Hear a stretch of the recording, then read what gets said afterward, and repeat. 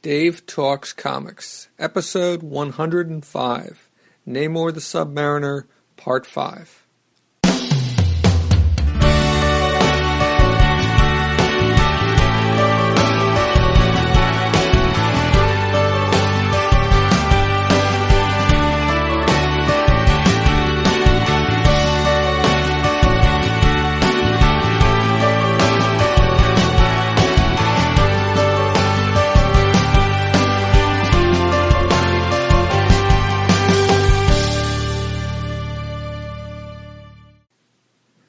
Welcome to Dave Talks Comics, the program where I talk about comic books I have read, cartoons I have watched, and comic book conventions to which I have gone. Most episodes are a mix of summary and opinion of what I have read or watched. All past episodes can be streamed or downloaded from the program's website, davetalkscomics.com. On this episode, I will be talking about issues 13 through 18 of Namor the Submariner from April through September of 1992. All of these comics are written and drawn by John Byrne. This is the fifth time that I have talked about this series. The first four times, the first four parts, although they were not labeled as parts 1 through 4, can be found in episodes 8, 9, 11, and 13 of this podcast, and those episodes can all be found at davetalkscomics.com. And of course, finally, I should say, spoiler warning. I am going to be talking about what happened in these issues of Namor the Submariner, issues 13 through 18, in detail.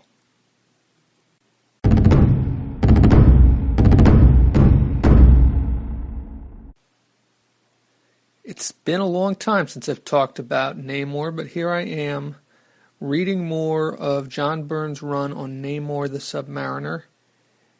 And so I'm going to pick up basically where I left off. I left off after issue 12, which I talked about on episode 13 of Dave Talks Comics.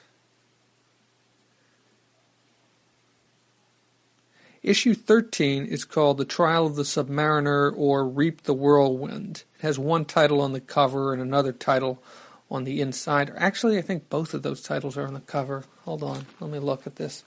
I have the issue right in front of me. Yes, actually, both those titles are on the cover. But basically, it is The Trial of the Submariner. That's what this issue is about. And it's not 100% clear what he's on trial for, other than crimes against either New York City or humanity or... Yeah, I mean, it doesn't start at the beginning. It starts mid-trial, and so it's not clear exactly what he's being accused of or what the exact charges are, at least. But in this issue, and it's not a great issue, but in this issue we get a certain amount of history. We get mostly through the testimony of other people, all heroes, or people who are allies of the Submariner. We get testimony from the Human Torch, Johnny Storm, from Mr. Fantastic, from Thor, and from Caleb Alexander. We get to see stories from Namor's past, such as when his memory was restored and when he attacked New York City with Giganto, both of which happened in Fantastic Four number 4. We also see him teaming up with Dr. Doom. That story, the first story was told by Johnny Storm, who was, of course, the person who found Namor. And the second story is told by Mr. Fantastic. And that story is of Namor teaming up with Dr. Doom, which happened in Fantastic Four number 6. Now, of course, well, then there's testimony from Thor, who tells of dealing with an invasion, fighting Namor, fighting an invasion from Atlantis. And I tried to figure out exactly which issues this story took place in, but it was unclear to me. Namor's first appearance in Avengers was in Avengers numbers 3 and 4, when he teamed up with the Hulk to fight the Avengers. Also in those issues, those were the issues, or issue 4 was the issue where Namor found Captain America and brought him back. So just as the Human Torch was responsible for finding Namor, because Namor had amnesia when he found him. He threw him in the water, and that restored Namor's memory, but then he, of course, was angry, and he attacked, and teamed up with Doctor Doom, and then teamed up with the Hulk, and let's see, where was I going with all this? So Thor provides testimony about Namor's, and it's not entirely that they all want to testify about bad things that Namor did, but they're being questioned by the prosecution. And in fact, Namor has given his attorney instructions not to cross-examine them, that these are honorable people, and that their testimony will be understood for what it is, or something along those lines. I mean, Namor just ain't quite right in the head, or he just doesn't understand how things work, I don't think, in a court of law or a court in the United States. And then you get testimony from Caleb Alexander. Caleb Alexander is the scientist who, along with his daughter Carrie, first appeared in the first issue of this series. And he has discovered why Namor goes nuts from time to time and attacks the surface. And he explains that it has to do with an imbalance in his blood, which has to do with his lineage, because he's part human and part Atlantean. He's a hybrid, he's a mutant. Although the mutant part I don't think has as much to do with it. I think it's more the hybrid part human and part Atlantean. And in the end, Namor is ruled to be insane, but he is then put in the custody of Captain America, or basically Captain America is his probation officer, something along those lines. Now, almost as interesting, or possibly more interesting, we get a few interludes in this issue. So the trial is broken up by 3 different scenes. The first scene is of Lady Dorma, who was Namor's wife, who was murdered quite a while back, and is found to be living in a cave. Now, this is, of course, undersea, because just like Namor, she comes from Atlantis, and so she breathes water, not air. In the second interlude, we see a truck which is carrying a dangerous cargo. In fact, I think that's exactly what it says on the side of the truck. Hold on, let me open up the issue, find the page. Does it? No, it doesn't say dangerous. Well, it does say danger. Not dangerous cargo, but it does say danger on the back of the truck. And the truck crashes. It's driving along a road in a rural area, along a mountainside, and the road is not in good shape, and the truck goes off the road, it crashes, and the truck busts open, and it turns out the truck was carrying the Griffin. The Griffin was last seen in issue 3, I believe, of Namor, although he attacked in issue 1 or 2. I believe it was issue 2. Yeah, he's definitely on the covers of both issues 2 and 3, and I may have talked about him back then. Anyway, the Griffin escapes and takes off. That's the second interlude. The third interlude is the exhumation of Danny Rand's coffin. Danny Rand is also known as Iron Fist. And present at this exhumation are Misty Knight and Colleen Wing. I mentioned them in some of the previous episodes where I talked about, because there was interludes with them prior to this, because Danny Rand had shown up again. He had died back around the end of the run of Power Man and Iron Fist, which ran for 125 issues. I think it was before the end. I tried to piece this together. I've never read those issues. I haven't read very much of Power Man and Iron Fist, and I'd never read those issues, certainly. I believe Iron Fist was killed somewhere around then, and I believe this was somewhere like around the mid-'80s or something like that, time-wise. But so Iron Fist has been gone for a while. I think Power Man was accused of his murder or something like that, and there was an imposter who took his place. But so Danny Rand showed up again in some earlier issues of Namor, but he was acting strange. He attacked Misty Knight, who had been his girlfriend before, and it was bizarre. So they've decided to dig up his grave, and what they find there is not human remains, and so they're not sure what. And that's kind of where the issue ends. So the next issue is called A Child is Waiting. And this is probably my least favorite issue of this run here. There isn't a whole lot that happens here, and I think it's building up to something that happens after this trip to the Savage Land. And this issue is called A Child is Waiting. Basically, it begins with Namor visiting Phoebe Mars. She takes him to Southport, Connecticut, to visit her son. And this is the first time we've known that she has a son. It's been revealed that she has a son. And she tells Namor about her past and about her marriage and about this. She tried to run away from her life. She met somebody. She got married. And if you're really that interested in it, I recommend you read the issue. I didn't think it was that great a read. I didn't think, in part because it didn't seem that vitally important, at least at this point. But then the Griffin shows up in this issue, who escaped from that truck in the previous issue, in issue 13. And he gets into a fight with Namor, although it turns out it's kind of a playful fight, at least for the Griffin. And the Griffin's actually eager to see Namor, which is a little strange because before he was trying to kill Namor, it seemed like. So I'm not sure how this changed. I guess the Griffin was once a man and mutated into was one of these people who was experimented on by, I believe it was Roxxon, because that's who had sent him, I think, or was it Desmond Mars who sent him? I'm not sure.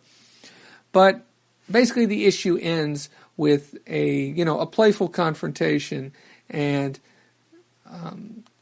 Namor taking off with the Griffin. Now you do get two interludes in this issue. The first one is, once again, under the sea. We see Lady Dormish, that she's alive, but apparently she remembers nothing.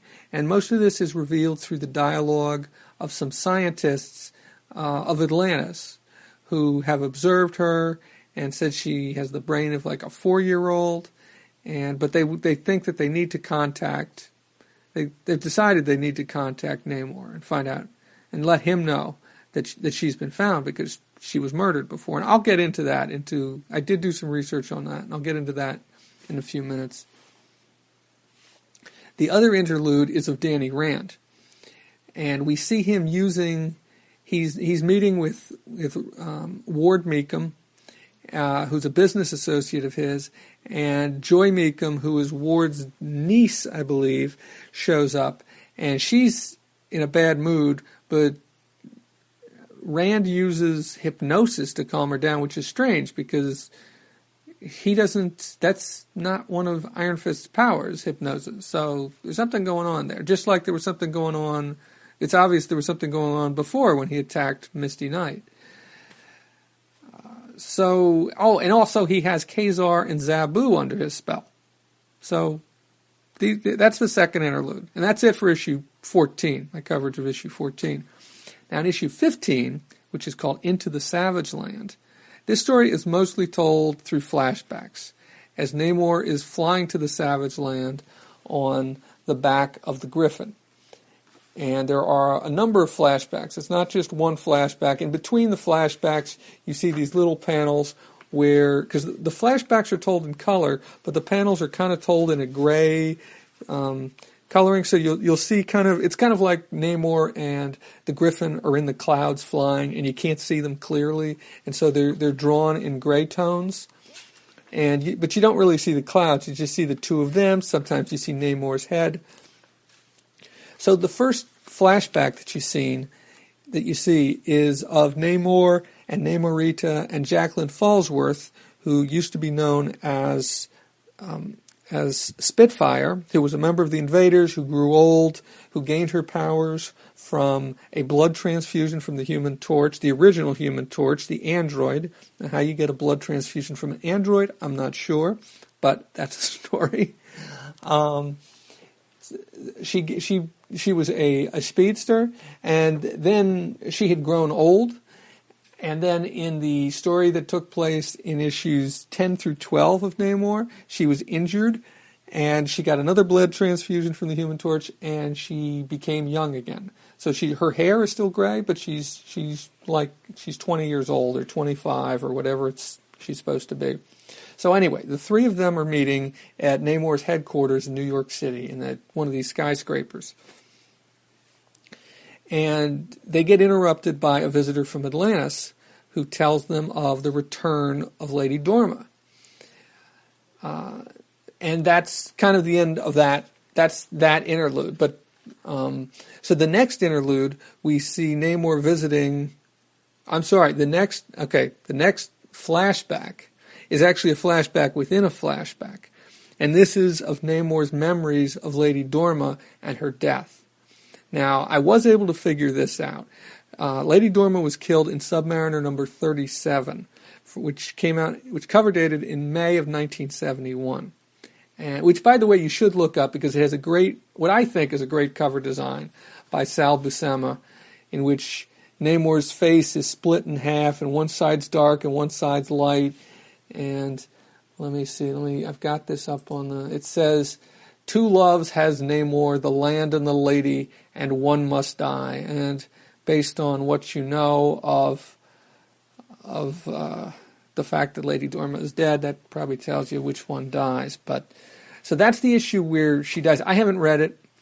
I don't have it. It may be available on Marvel Unlimited. I'm not sure. So that's the second flashback. The third flashback is Namor visiting Captain America, and he's telling him of his plan to return to Atlantis. And what's important to remember is that the Cap is Namor's probation officer, and that comes out from a couple issues before, from issue 13, I believe. Yes, from issue 13. And there's not a whole lot to that interlude, other than basically Namor telling Cap he's going to the Savage Land, and Cap saying, well, I should stop you, but I can see this is important for you, so I'm going to let you go, but please take the Griffin with you. Don't leave him here, And now the next two flashbacks are a little more involved. The fourth one is we see Namor visiting the Mars twins, Desmond and Phoebe. And he tells them his plans. Now, for some reason, Namor, and this came up, I can't remember exactly which issue it was, but for some reason, Namor trusts Desmond Mars. And Desmond Mars has nothing but ill will towards Namor, although he certainly does a good job of faking it. And anyway, Phoebe is in love with Namor. Phoebe wants to go with him. He tells her no, and he takes off. Now Phoebe at this point tells Desmond that she loves Namor, and Desmond is laughing because Namor has left Desmond in charge of his finances, in charge of his company, and this is exactly what he wants. He's basically fooled Namor. Into giving him control of his company, and you can only imagine what's going to happen from that. But anyway, when Phoebe tells Desmond that she's in love with him, Desmond flips out and he slaps her. And I guess at this point it's an interlude, not really a flashback, because this isn't, obviously Namor's not there, so he can't be remembering this stuff. And then the final flashback is we see Namor, along with Namorita and Carrie Alexander, arriving in Atlantis. And he sees Lady Dorma, but he also learns that there's an environmental threat to his kingdom, which I don't think this has been mentioned up to this point. I think this is the first time it's mentioned. But the threat comes from... Actually, that's not true. I think it has been mentioned. It just... Maybe I haven't given it enough attention. Or it hasn't... I'm not sure. But the threat emanates from the Savage Land. And so after talking with Carrie and Namorita, he leaves with the Griffin for the Savage Land. And that's the end of the fifth and final flashback. That's not the end of the issue, though, because then finally, back in the present, we see Namor and the Griffin arrive in the Savage Land, only to be attacked by Iron Fist. And that's the end of what I would call Prelude to the Savage Land.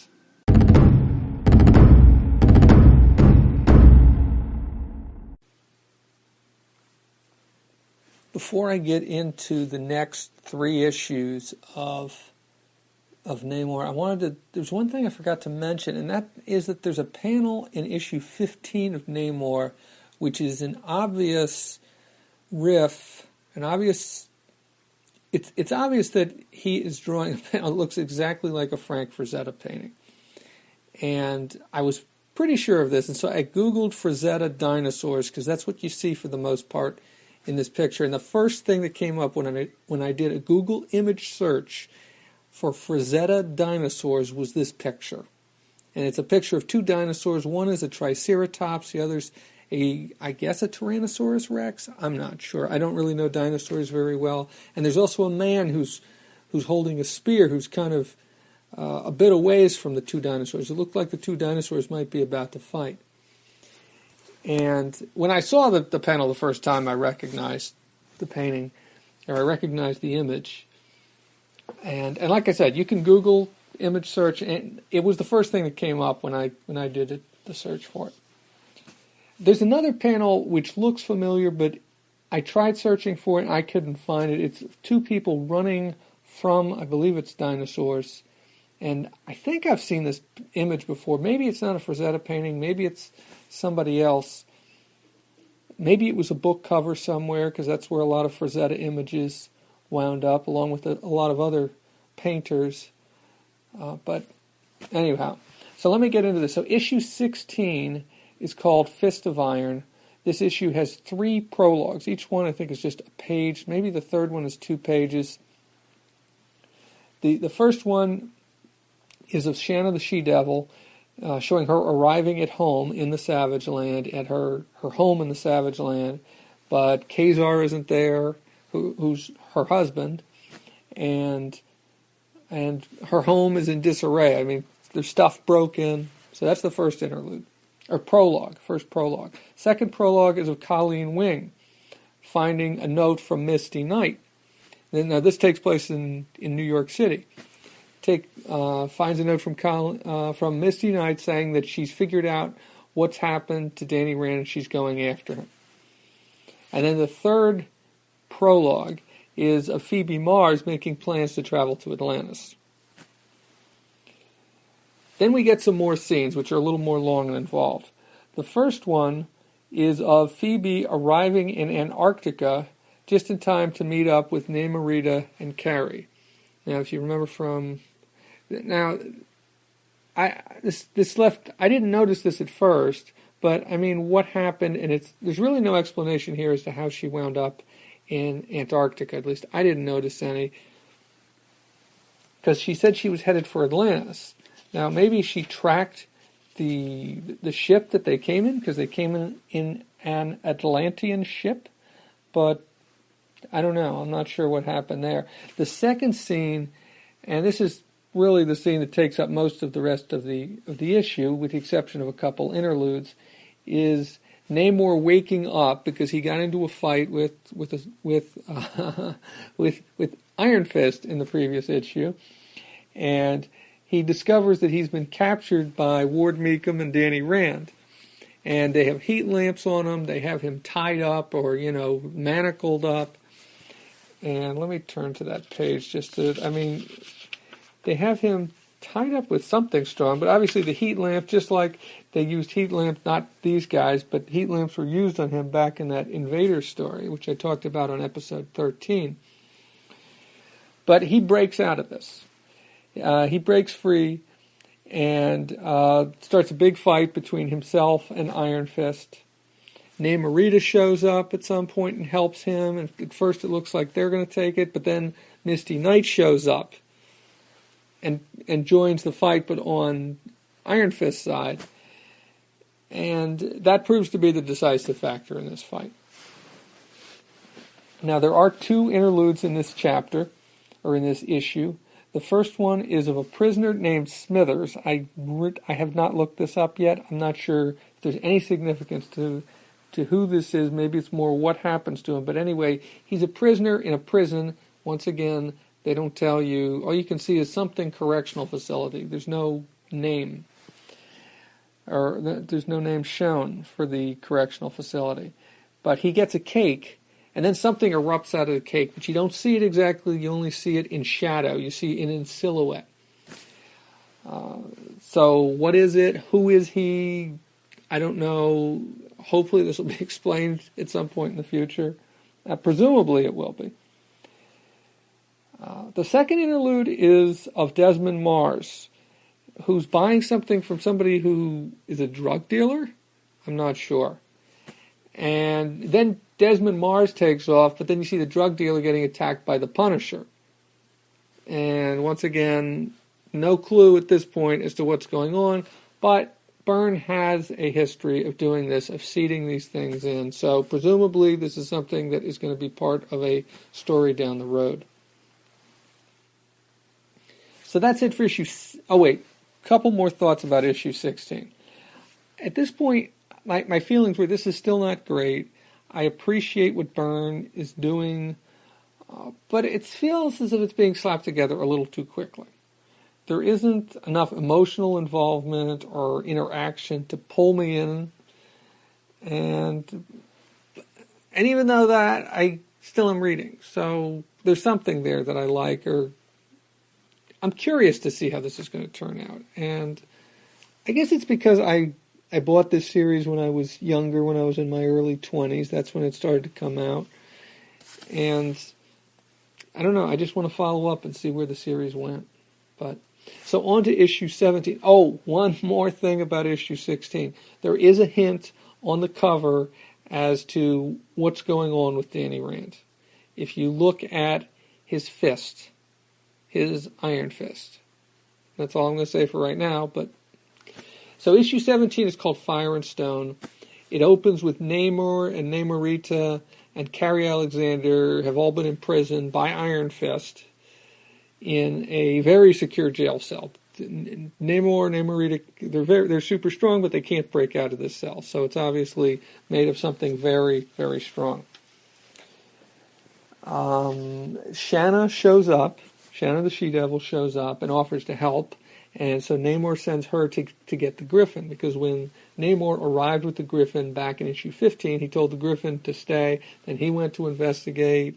Then he got attacked by Namor, and so on and so forth. So she goes and gets the Griffin.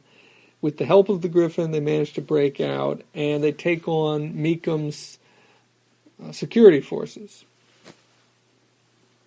Now, at the same time they're fighting the security forces, Meekham is talking to Misty Knight, and also to Phoebe Mars, who has been captured, I guess. And Meekham eventually spills the beans that Danny Rand isn't really who he seems to be. I think because Misty Knight is saying something about how he's been acting strange, and Meekham thinks that's funny, and so he ends up spilling the beans. And then Danny Rand comes back, and you see what the real story is. He transforms back into his true form, which is he's actually the Super Skrull, and he's been the Super Skrull all along, at least all along in this story. Now, there's two interludes in this issue. You get the first one takes place at the United Nations in New York City, where you see Kazar and Joy Meekham, and I think also Zabu. Well, you see all three of them, but the two humans are defending the actions of Rand Meekham Corporation. And I think this is going to pay off down the road once again. And once again, they're seeding, John Byrne, is seeding things for things to come. The other interlude is of Desmond Mars, finally showing his true colors to Caleb Alexander. And then beating him up. Possibly there's something in the dialogue there, or in the not the dialogue, but in the caption there, which says something about his murderous assault. Now, I don't know if that just means murderous intent, or if he actually kills him in this scene, because that's not clear from the end of the scene. All you know is that he smashes him over the head with something, and then he starts hitting him, and so it's unclear what the status of Caleb Alexander is at the end of this issue. So the final issue, number 18, is called, well, the final issue that I'm going to talk about for now is called Double Cross. it becomes a little unclear in the early pages of this chapter if Misty Knight has been going along with Danny Rand because she was hypnotized or not. I had assumed when Misty Knight ran into Iron Fist, Danny Rand, back in issue 16, that the reason why she was helping him was because she had been hypnotized by him. And because he'd done a lot of things, like rip off her bionic arm, which would cause her to have serious doubts about him. And I suppose it's possible for somebody to forgive somebody who they love, even for doing something horrible like that, and to go along with them. But, I mean, on the other hand, I didn't think the Super Skrull would take a chance with her. I thought he would have hypnotized her and wanted that kind of control to make sure that she played along with him. Of course, then there's, I suppose, also the possibility that if she's hypnotized, she won't be quite as lucid or maybe as effective in combat. I'm not sure. So it was a little strange to me, because at the beginning of this issue, it seems pretty clear that she's not hypnotized at that time. And I thought she would have been. But if she's not hypnotized, then why was she going along with what the Super Skrull wanted? And actually, this is something that makes this story a little more interesting. If there'd been a little more of this, then maybe I would have enjoyed this story a little more. But let me get back to the way the story continues to unfold. So Namor meets the Super Skrull, who very quickly reveals his plans to destroy the Earth. Now, this is something that had not been revealed before, I don't think. And then we get, at the same time, we see Ward Meekum revealing his plans, plus the Super Skrulls, to Misty Knight and Phoebe Mars. After which, you get Phoebe Mars, questions Meekum's trust in the Skull. The Skrull. Why is he trusting the Super Skrull so much? I mean, the Super Skrull has promised him a planet. And let me open this up and see if I can get the exact words that he says. Why? The Super Skrull has promised me something even better, a whole planet I can rule in any way I see fit, plus the most beautiful woman in the Skrull galaxy is my queen. So Phoebe Mars is questioning his trust in the Skrull, especially, well, what do you know about what the Skrull thinks of as a beautiful woman, and this kind of sets Meekum off.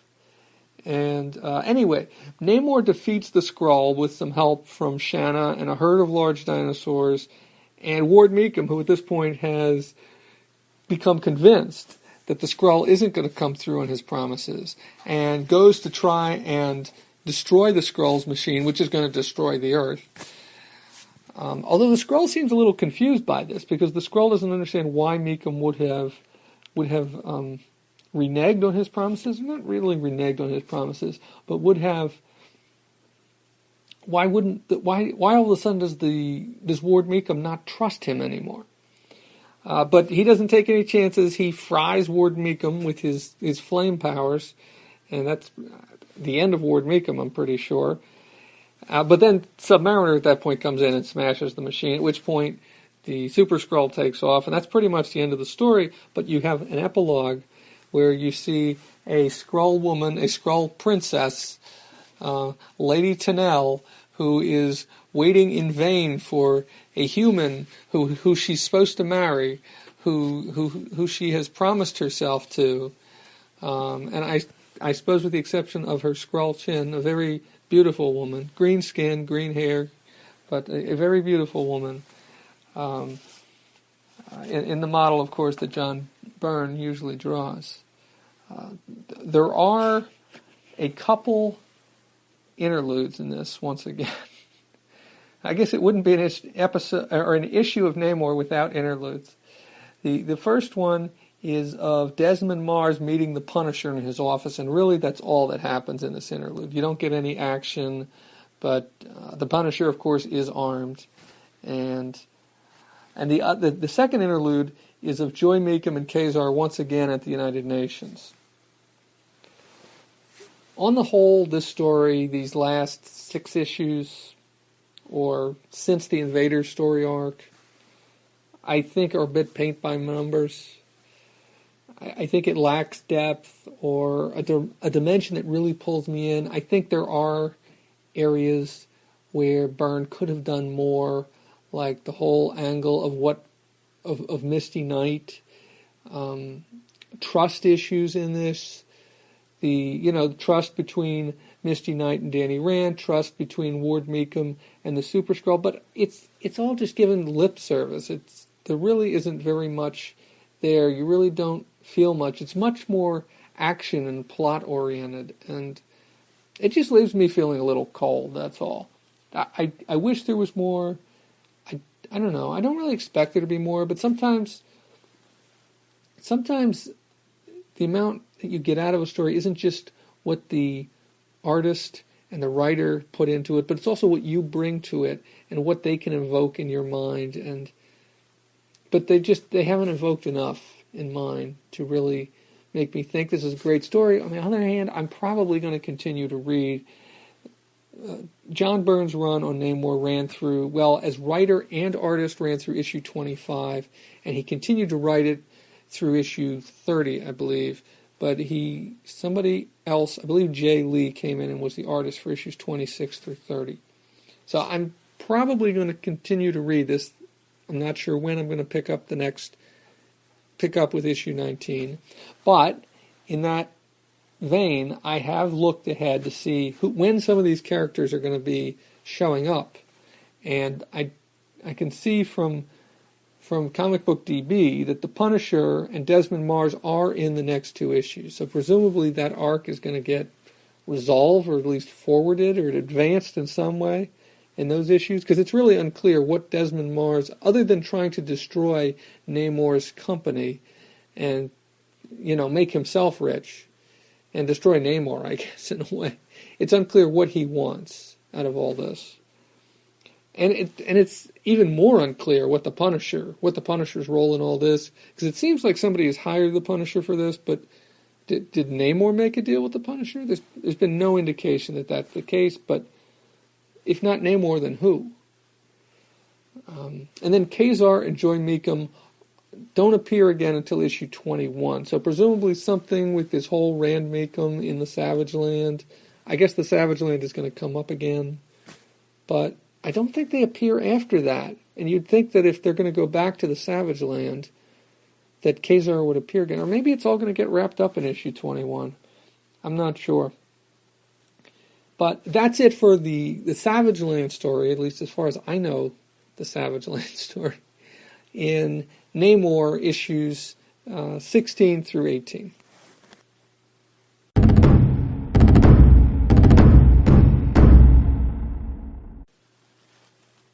A few Iron Fist-centric thoughts before I wrap up this episode. I did some more research. I was trying to find when Iron Fist's last appearances, and it was a little confusing based on the information that I found at Comic Book DB, because his last appearance in the book called Power Man and Iron Fist was in issue 119, but then I did some more search, some more looking around. I looked on Wikipedia. They say his last appearance was in in Power Man and Iron Fist number 125, and I had a hard time finding what I was looking for, which was some summary of those issues, that time period. I finally wound up at mycomicshop.com, which I've never bought any comics from, but occasionally I check there to see what their prices are, and in comparison to what people are charging on other websites like Comic Collectors Live and eBay. And they actually have summaries of the final issues of a lot of comic books, including most of the last issues of Power Man and Iron Fist. This got me interested in some of these stories, and so I've added some of these issues to my wish list, or my back issue bin search list, and I'm not going to run out and buy these comic books. I'm kind of curious about them. I'm kind of interested in reading them, but like I just said, they're not a high priority for me at this point. But what they all have in common, the last 15 issues or so of Power Man and Iron Fist, is that they were written by Jim Owsley, and then that's beginning with issue 111, I believe. And Jim Owsley is now known as Christopher Priest. He had his name, he legally changed. But he wrote a few other comic books that I've read, including the Falcon miniseries, which I talked about way back on the first episode of this podcast. Now, 3 issues of that miniseries were drawn by Mark Bright, who, starting with issue 115, was the regular penciler for the rest of the run of Power Man and Iron Fist. And these issues were dated from, I'd say, about 83 to 86, or 84 to 86. I know the series ended in September of 86, but it was bi-monthly at that point. Let me see if, without too much trouble, I can figure out exactly when that run began. I'm clicking back through these. So issue 111 was cover dated November of 84, and it looks like it was still a monthly comic book at that time, but by the time they got to the last few issues, it was bi-monthly. So that's it, I think, for Iron Fist, for Power Man and Iron Fist. So his last appearance there was Power Man and Iron Fist number 186, Power Man and Iron Fist number 125, which was cover dated September of 86. None of this run is available on Marvel Unlimited, unfortunately. Otherwise, I would probably take a look at it there. The comic books are not that expensive. When I looked on, I think all of these issues were available from mycomicshop.com, and they range in price from about $1.75 an issue to about $5. A couple of them are around $5 an issue. Some of them have covers by John Byrne. As I said, issues 115 through 125 were all penciled by Mark Bright. There is a Secret Wars 2 tie-in in the middle of this, which I don't think has anything to do with the storyline that's going through there, but maybe it does. I know the Beyonder shows up in there. And Iron Fist's costume changes around issue 119. I think that is why the information at the comic book database seems to indicate that Iron Fist's Danny Rand Iron Fist's last appearance is in Power Man and Iron Fist number 119, even though when I looked at Wikipedia, it indicated that his last appearance was in issue 125. So it's unclear to me whether there was just a change of costume or somebody actually took Iron Fist's place and Iron Fist's last appearance was in issue 119, or it was in issue 125, or maybe he was out of it for a bit and somebody took his place, and then he came back in 125, and that's where he died. I'm really not sure, which is part of the reason why I would like to read these issues. Issues 111 through 125, the run that was written by Jim Owsley, and for the most part drawn by Mark Bright.